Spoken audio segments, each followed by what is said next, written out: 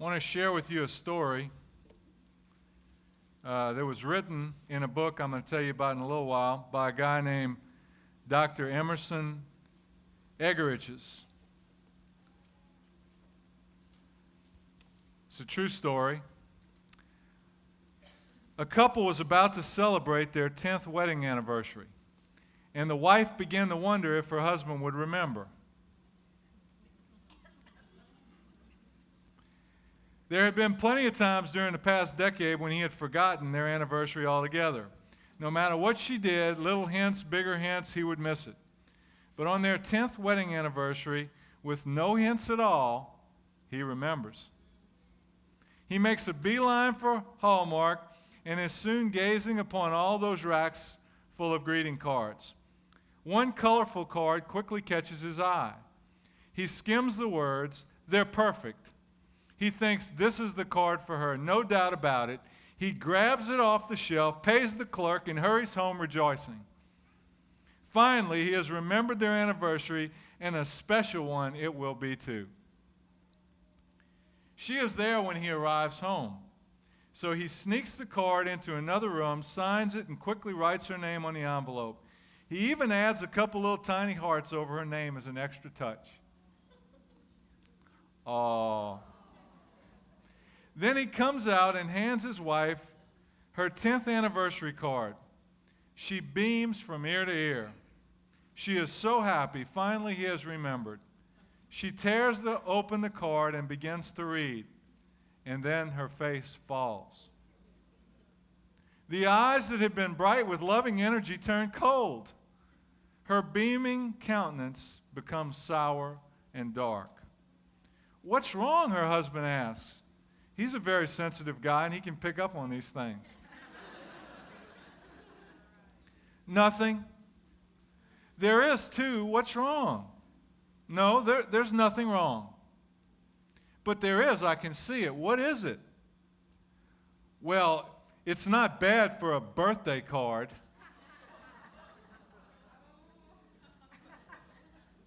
As you might guess, the conversation is headed downhill from here. "You're kidding," says the husband, grabbing the card from her hand. "No way. Unbelievable." "No, you're unbelievable." The husband blinks in the face of his wife's very real anger. He knows he's full of goodwill. He has remembered their 10th anniversary. He has bought her a present as well as a card. "Well, honey, I made an honest mistake. Give me a break." "Give you a break? An honest mistake? Oh, it was an honest mistake, all right, because you just don't care. Do you know what? If you took your car in to be detailed and they put a stripe on the side that was even a fraction of an inch off, you would notice that, right? Why? Because you care about it. But you don't care about our anniversary, and you don't care about me." The husband can't believe it. He is moving from feeling guilty to getting angry. What he thought would be a loving celebration of their 10th anniversary has become a conflict that is escalating fast. "Hey, I made an honest mistake, all right? Give me a break. Good grief. You buy me a birthday card on our 10th anniversary and you expect me not to be upset? I'd rather you hadn't bought me a card at all." The husband has been on the defensive, but now his pulse rate is up. He has tried to do the loving thing, and all his wife can do is say nasty things. "You know what? The way you're talking about it, I'm glad I got you a birthday card for your anniversary." And with that brilliant parting shot, he storms out of the room, slamming the door behind him. Approximately 2 minutes have passed since he handed her the card. This couple, a husband and a wife who truly love each other, have come home expecting to spend a wonderful romantic evening together. Instead, they end up stomping to opposite sides of the house, staring out the windows into the darkness, wondering how it ever came to this, and thinking, "This is crazy." Have you ever been there? This week?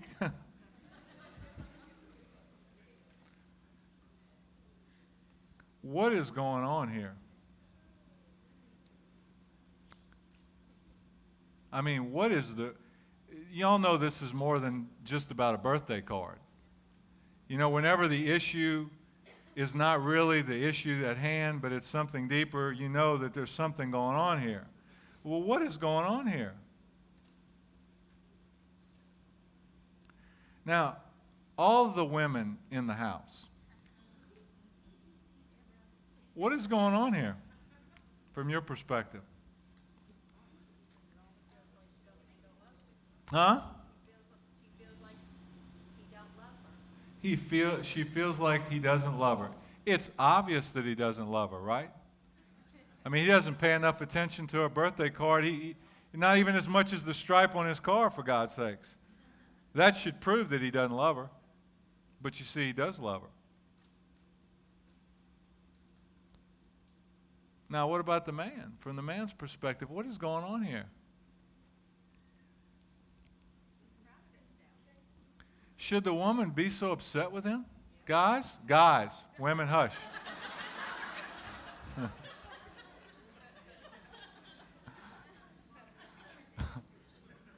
I mean, really. Is she making too big of a deal out of this? I didn't ask you now. I said hush. Tame your tongue, woman.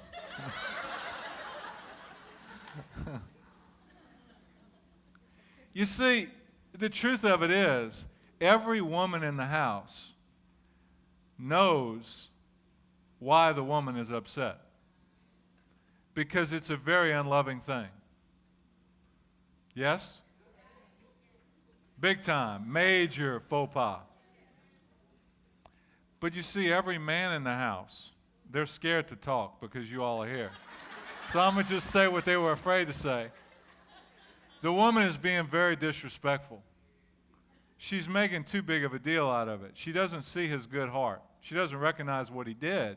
And now she is like slashing him into ribbons with her tongue. Not even seeing the intent behind his actions. He feels disrespected in the most severe way. Yes? Every woman understands the woman's point of view because she is wearing, as Mr. Emerson says, pink glasses. She wears pink glasses. She sees everything pink. She also has pink hearing aids. She hears everything through pink hearing aids. She hears through a particular filter and sees through a particular filter called being a woman. Okay? The man, he sees through blue sunglasses. He sees through blue glasses, and he has blue hearing aids. He hears everything through blue hearing aids, through that filter called being a man. Y'all know what I'm getting at. I mean, men and women are different. They're different. That's part of what's going on here. They look at things different. They perceive things different. They prioritize things different. Woman has certain needs that are unique to her, and a man has certain needs that are unique to him. And that's part of why there's the big hullabaloo. That's part of why this thing is degenerating quickly. That's the real issue underneath the issue of the birthday card. It's much bigger than just what's at hand. Y'all with me? Tonight, the title of tonight is, Boy, Are We Different. Y'all, we are different. Y'all know this, right? Marriages are ending to the tune of about 50% divorce rate. Why are they ending? If you ask men and women, you do an exit interview, they will say, I'm not getting my needs met. I'm not getting my needs met. You know why they're not getting their needs met? Because men don't know how to meet women's needs, and women don't know how to meet men's needs. Because we don't fully appreciate, I want to submit to you, the differences between men and women. We know that we're different. We laugh about it. We know all the books that have been written. Men are from Mars, women are from Venus. Men are clams, women are crowbars. Men are like waffles, women are like spaghetti. I'm going to get to some of these in a minute.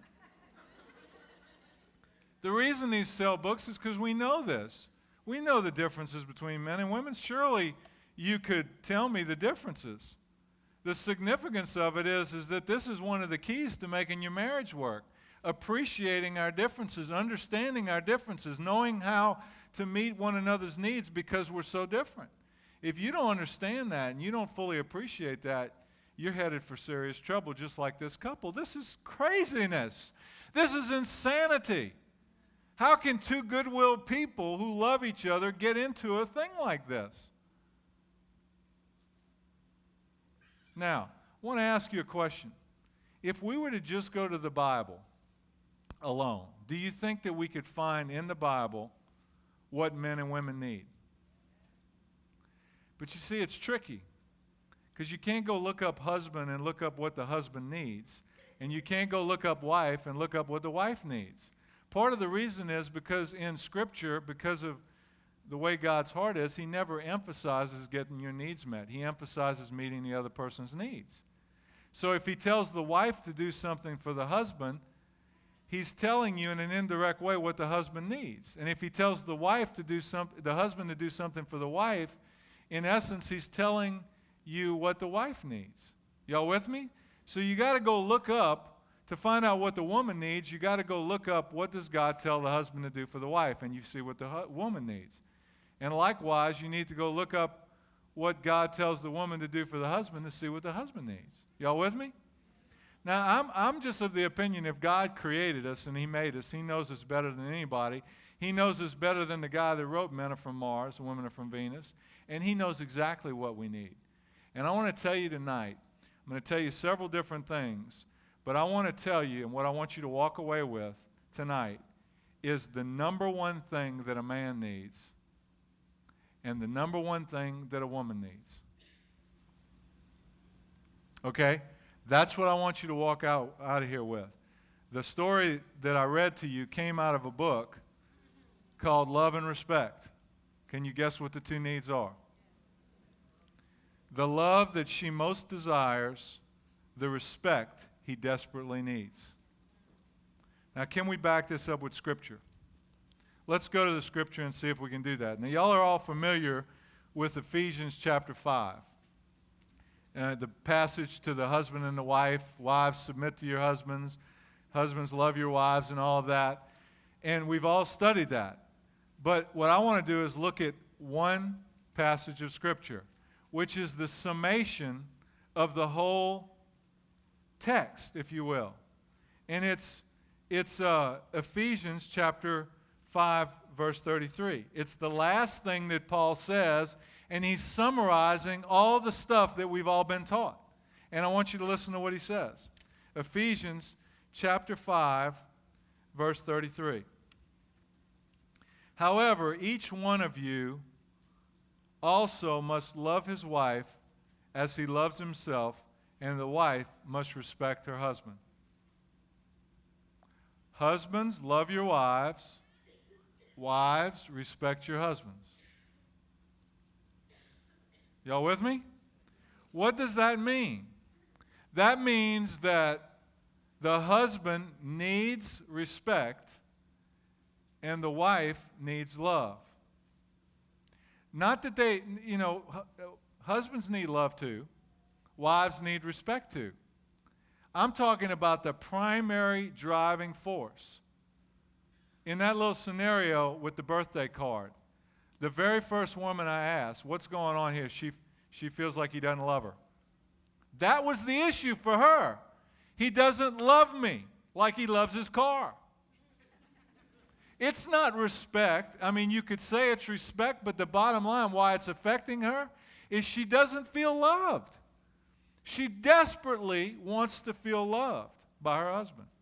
The husband, however, it's not a love issue for him. It's not about that.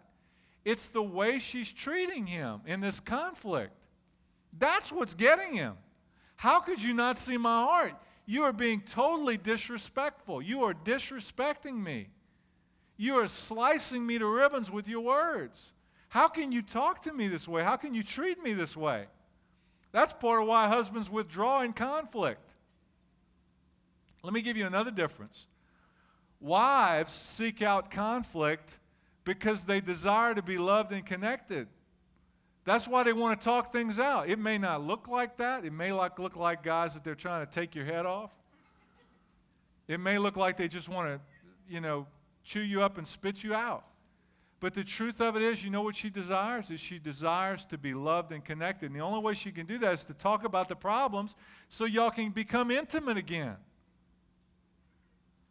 But the husband, when the wife starts to get nasty, when she starts to get vicious with her words, with her tongue, as women can do sometimes,